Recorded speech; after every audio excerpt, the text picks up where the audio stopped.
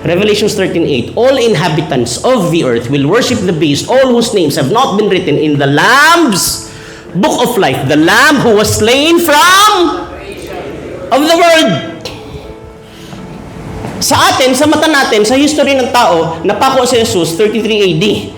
Pero sa mata ng Diyos, nung create niya ang mundo, nag-sacrifice na siya.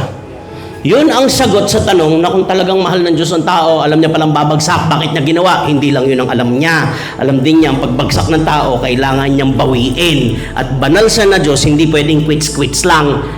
May katumbas kasi banal nga siya at hustisya siya. Hindi lang siya love, justice siya. So kailangan ma-fulfill yung demand ng justice. Walang kayang magbayad, sabi ni C.S. Lewis, hindi kayang bayaran ng tao, hindi sasapat. Hindi pwedeng ang Diyos ang magbayad, hindi namamatay.